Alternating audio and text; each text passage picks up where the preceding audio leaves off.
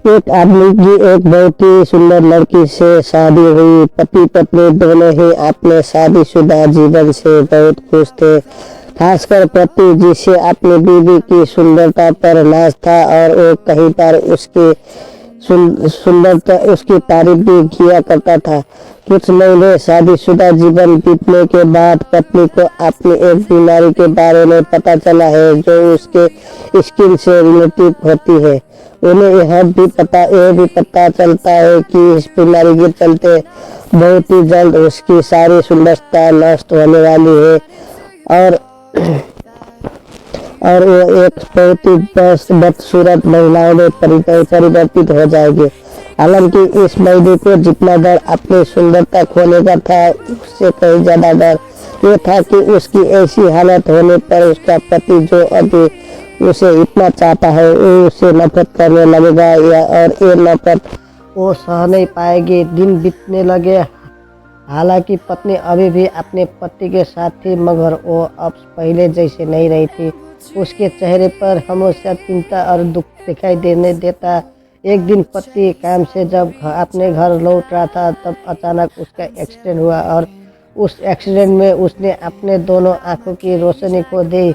दोनों के जीवन में जैसे दुखों का पहाड़ टूट पड़ा। दिन बीतने लगे। दोनों अपना अपना गम भूल गए और एक दूसरे का सहारा बन गया और उनका प्रेम वैसे ही रहा जैसे पहले था।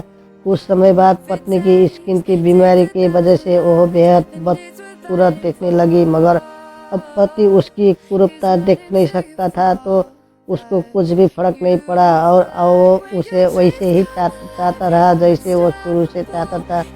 कई साल बीत गए। बुढ़ापे में पत्नी का देहांत हो गया। पति ने पत्नी का अंतिम संस्कार अच्छी तरीके से पूरा किया और उसे अपने शहर में छोड़कर कहीं और जाकर रहने की इच्छा हुई। इसलिए उसने अपना घर बार छोड़कर जाने की तैयारी शुरू कर दी।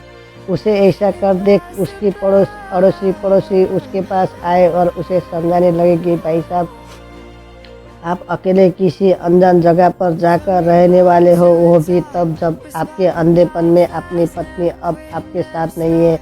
आप कैसे रह पाएंगे? आदमी ने अपने सभी अड़ोसी पड़ोसी से बताया कि आप सब मेरी चिंता न करें, मैं अंधा नहीं हूँ, मुझे सब कुछ दिखाई देता है। मैं इतने साल तक इसीलिए अंधा बनता रहा क्योंकि मैं जब मेरी पत्नी जी को इतनी अच्छी थी और मुझे इतना प्रेम करती थी, उसे अपनी बीमारी के बारे में पता चला तो दुखी रहने लगी थी और उसे अपनी बीमारी से भी ज़्यादा इस बात का दुख था कि मैं उसकी कुरूपता को देखकर उसे नफरत ना करने लगूं। मैं चाहकर भी उसे कभी नहीं समझा पाता कि मैं उसकी सुंदरता से नहीं उससे प्रेम करता हूँ। इसलिए मुझे इतने वर्षों तक अंधे होने का ढोंग रखना पड़ा ताकि मेरी पत्नी खुश रह सके। धन्यवाद।